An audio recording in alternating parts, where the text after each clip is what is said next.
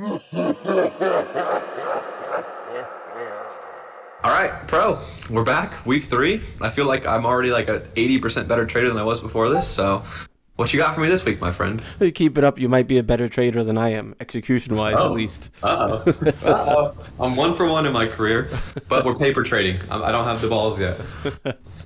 Okay, so this week I will go over some trades that I took, some quick setups, and then we'll do like some macro talk. Okay. So going back to last week, there was a setup here. I know we briefly touched on Head and Shoulders, which we still go back in depth in the future. But I saw this Head and Shoulders setting up here. So there was in what 1 hour chart?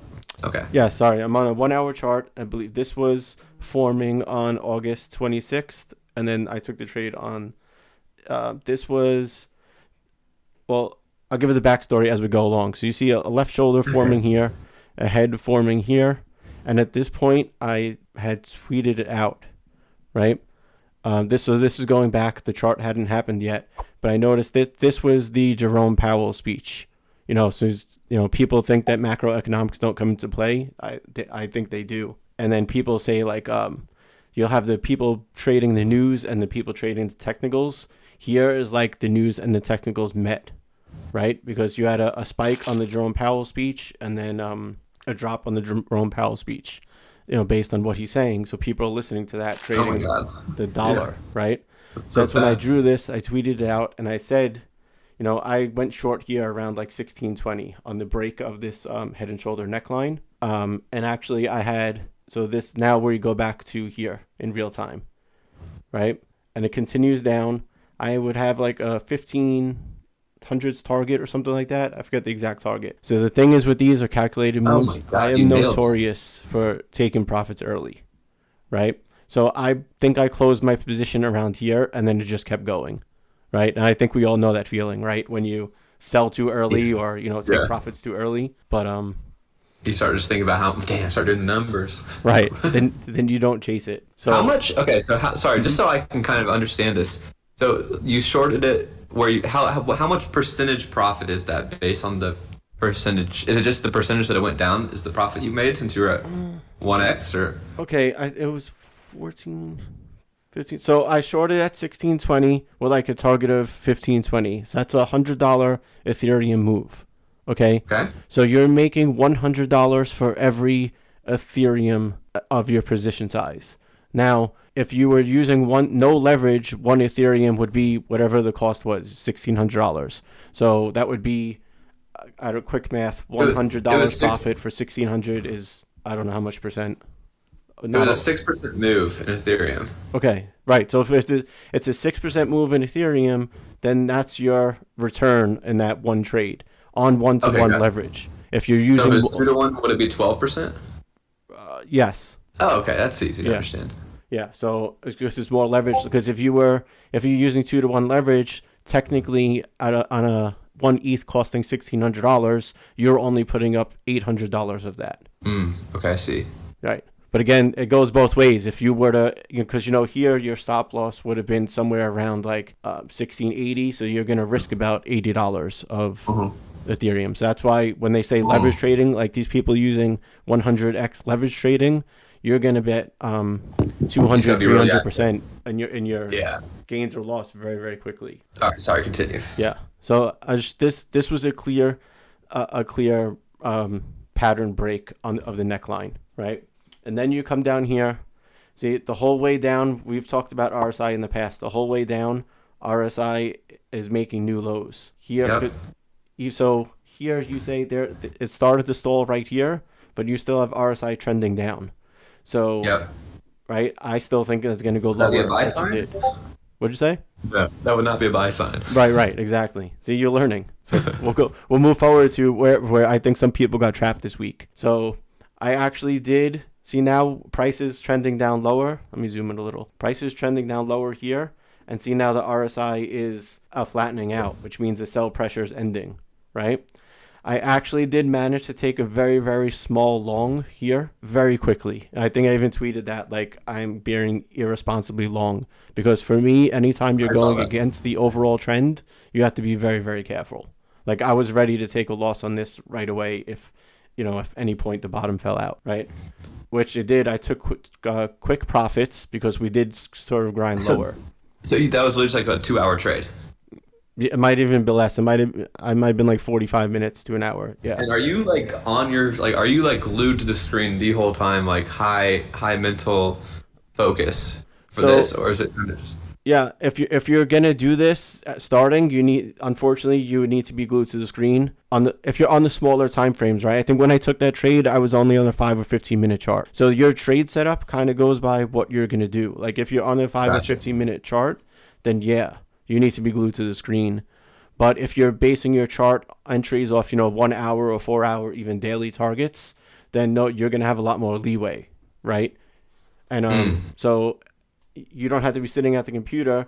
You might not want to leave your phone for hours. Like I don't like going to sleep with open trade, but like if I have an open trade, I'm out and about, I might glance at it. But you're always getting these notifications too, or if something crazy happens, it's always all over Twitter, right? Yeah. So going forward, where I think some people got caught last week was down here when ETH was breaking towards 1400. And actually, shout out to Kosher, because Kosher said he had like a 1450 target this whole time, right? And the low was 1425. Yeah. So. Whoa! I didn't think I'd ever hear that. Let's go, Coach. Yeah. So here, I think the bottom was falling out. The dollar was rallying hard, and this is when everyone was becoming bearish. But we know better now from the RSI, right? I was actually debating with people here if they were going to short ETH because, eventually down to a move to 800 or not. And I said, yes, I am bearish ETH, but I am not bearish right here because of this, right? You clearly see that we're just running out of selling pressure. I said, I don't know how far we're going to go up. I don't know if we go sideways or not, but I highly, highly doubt we continue the down move at this point just because there's just to me, this is like there's no sellers left. Right? Then you have to think about like emotionally and psychologically, all the people that were short here earlier in the week from 1700 and now it's down to 1400. If they're traders, that's a lot of gains to leave on the table. So not only are people not selling, they're going to start to take profits, right? Because now you got to start locking in profits, right? Gotcha. And then that's what happens here. So you throw a trend line in here as another point of conviction, right? So you're having like this whole, we have a down move, we start moving sideways, and you see it staying under this line, and then all of a sudden, the selling pressure's gone, we go a little sideways more, we start coming up, right? Now we break above this trend line, we're getting some buying pressure and things like that, so that's when it confirms to me that we're going to at least rally a little bit, right? So that's how you use signals in conjunction with each other. I didn't take this trade, but I was going to ask about. Yeah. So again, I was unsure if we were going to rally here. I just wasn't shorting either. And the point is too, if you don't know what's going on, you can always not take a trade because not taking a trade is just as important. 100%. Yeah. So another trade I did take though was on the opposite end. We did rally. Remember, I'm still bearish, so now I'm looking to short rallies.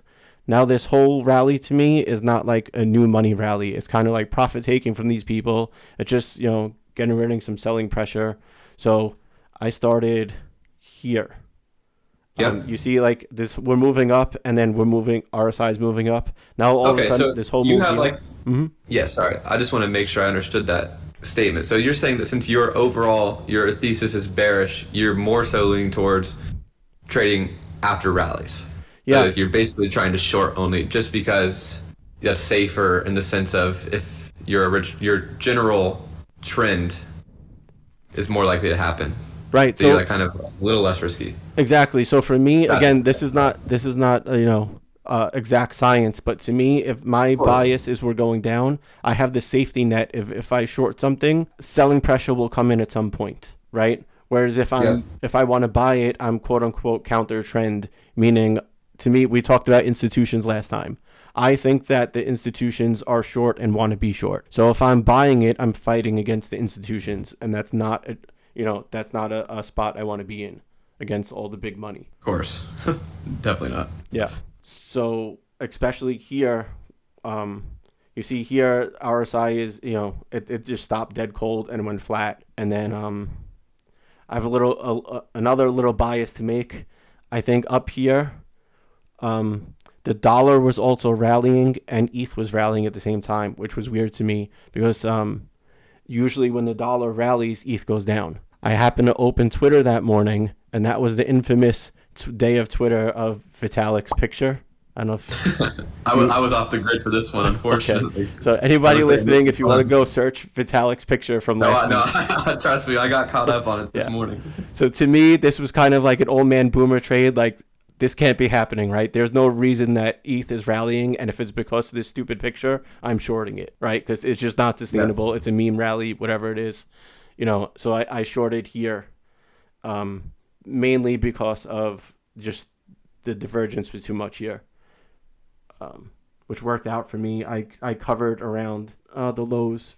I started covering on the way down because, again, to me, the move, we're just ranging. So now I'm kind of just playing around. These are not my big conviction trades, right? We talked about that before, in this shaded zone is kind of like the no trade zone. So I did happen to short that.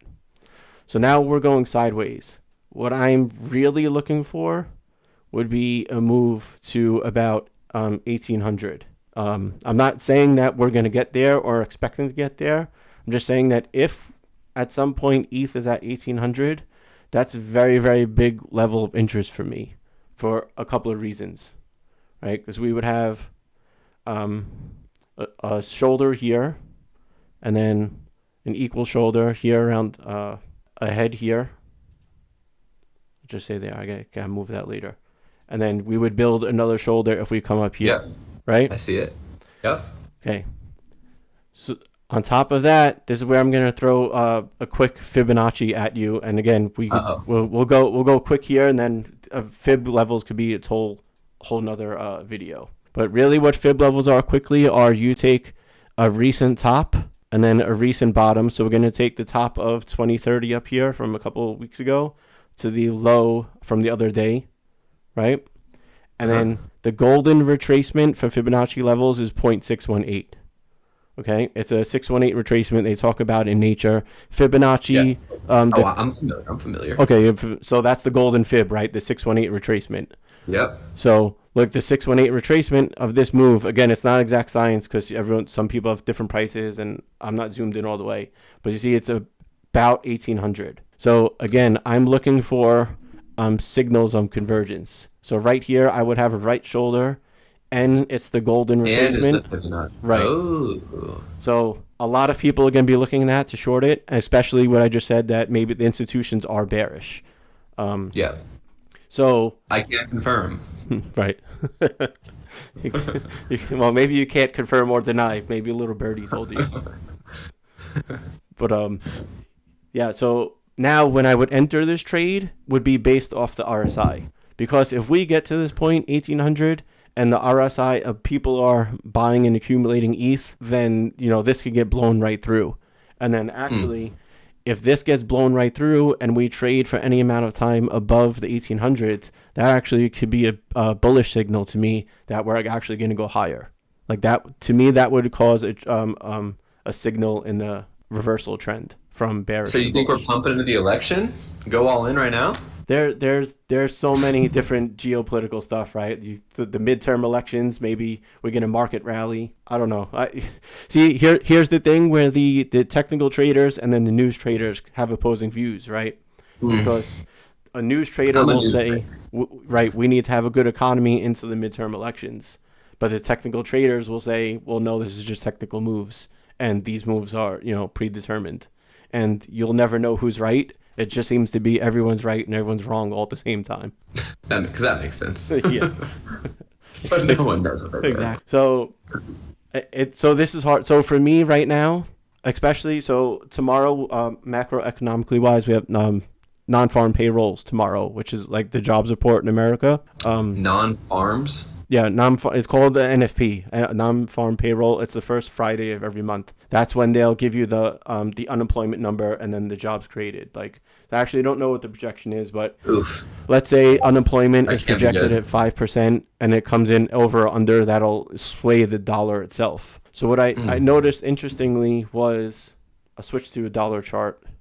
So the DXY is the United States dollar index. We're on a 4-hour chart. You can see that the dollar's been steadily grinding upwards. Okay, but you'll notice here this is big RSI divergence. So a lot of people that are very, very bullish the dollar based on the Fed policy are kind of ignoring this. And then there's another handful of people that are aware that the dollar is grinding higher, but we're definitely running out of energy here. You're about to short this. So here's the trick. Because of the news and the geopolitical stuff, I would not be shorting the dollar, but I'm definitely not buying it. I'm not in the camp where the dollar shoots up. A lot of people are thinking the dollar is going to rocket into the end of the year. I'm more under the camp, so this would be the opposite of ETH. I'd be looking to buy dips because I'd need to see something here where people are accumulating again. I would not ever be buying highs with diverging RSI. Okay. But I just got wrecked. yeah, you might be buying the top. Like if you were to buy this, you might be buying the top. Let's see how well this ages in future videos. But I'm gonna short this one. I'm going all in. 3x leverage. 1% of the portfolio. Let's go. Yeah. So the interesting about this is that ETH is really trading sideways this whole time, right? And I would have, with a dollar move like this, I would have expected ETH to actually be lower already, which means to me, if the dollar does pull back, ETH might actually run up to that 1800 point. So that's actually what I'm, So that's the play where you gotta hit me up when that happens. Yeah. Remind me, because I'll go in with you. Yeah, so that's what I'm looking for, right? We can't predict this stuff, but you try to have a plan, right? And it's like, if we're walking into a casino, I want to have as much things in my favor as possible, right? And here, I don't want to be caught in the middle here.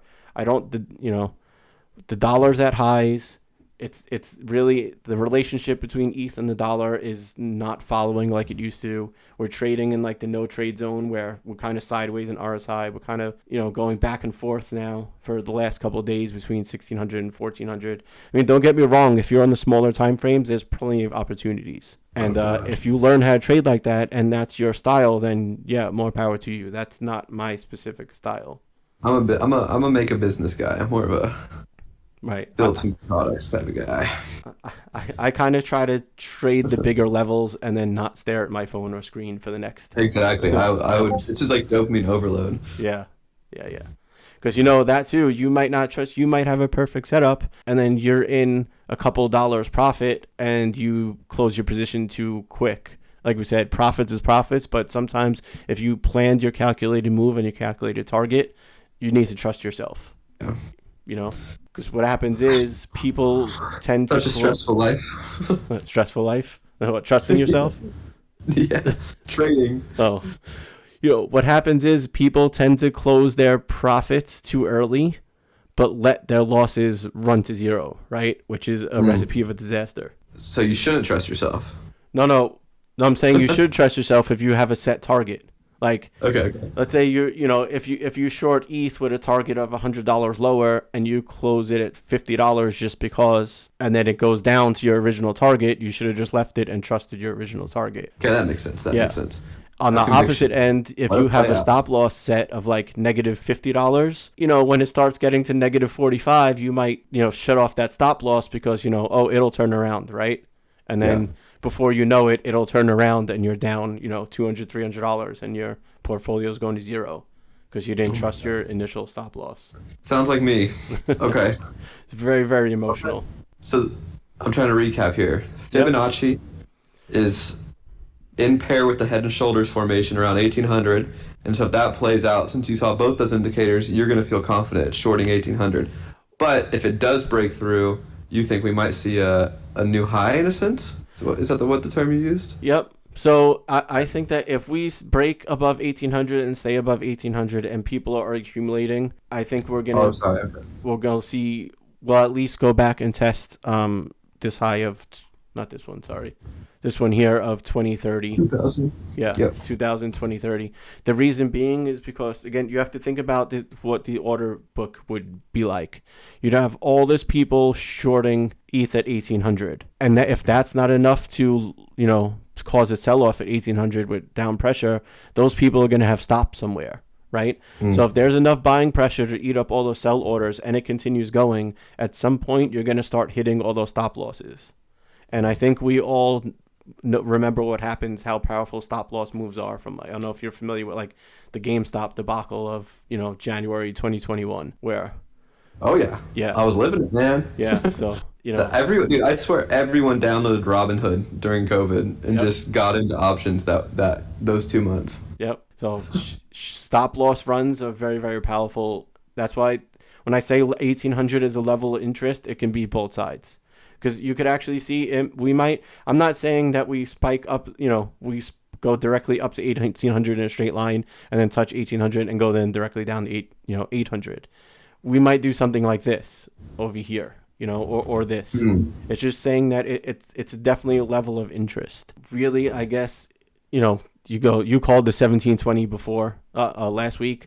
It could be that, but like I said, it's just an idea. It makes sense. The 1800s makes sense because it's slightly higher. Yeah. But then things can fall out quick. Okay. Also, the last 2 weeks, I think it was the beginning of August, all we heard about was the ETH merge. I haven't really heard that on Twitter in a week, right? And that's supposed to be happening soon. People like talk about it a month out, 6 weeks out, but once you get closer, it goes quiet. And everyone's talking about Vitalik. Right.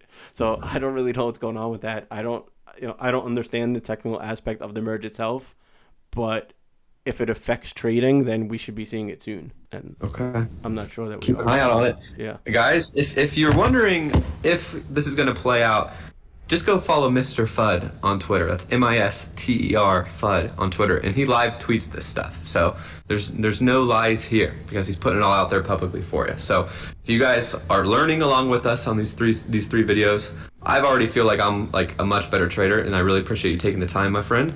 But if you guys want to actually see how he's doing these live in time, definitely go check him out on Twitter. But my man, do you have anything else you want to share before we close this one out? No, that's it. Thanks, Brett. I appreciate it. I enjoy doing this stuff, and it should be an interesting September. Yeah, it's going to be a real interesting next 2 years at that. So yeah. I'm excited to see how these play out. When are the elections? November? Yeah, so the midterm elections are in November. And what are the midterm elections? That's just like the Senate and the House? Yeah, but it's not all of them. So, but it's some of Congress. Depends, because some are on 2-year cycles, depending which cycle they're on. But yeah, and normally the risk is that one of them flops, meaning that if it's Democratic controlled, it could flop to Republican controlled, and then things like that happen. So the midterm elections determine on which party controls Congress for the next 2 years. Our last question, I guess, because this came in my head, are Democratic presidencies overall bearish and Republican bullish, just historically based on data, or is there no real correlation? It's so hard because it's really that the Fed runs the market. Yeah. Okay. So gotcha. it's really a spending and not. So historic, it's not really bearish or bullish. It's that Democrats tend to spend more money and Republicans tend to tighten the budget, right? But then you get into all the kinds of class warfare with tax cuts for the rich or raising minimum wage for labor unions from Democrats. But either way, it's really what the Fed controls it. Now you might get like an overly energetic animated president like Donald Trump, and he was kind of affecting what the Fed was doing at the time. So really? That's one way. Yeah. Ooh. Yeah. So actually trading Forex when Trump was the president was amazingly volatile because he would just tweet something about Mexico or Canada and the pairs would just move 100 points in one direction from a tweet. Oh, interesting. Yeah. Damn. Well, these are some of the most informative calls of my week, so I really appreciate it, bro. All right. Awesome. All right. Thanks everyone for listening. Thanks Brett for the time, and we'll do it again next week. See what happens. Sounds good. Bye, guys.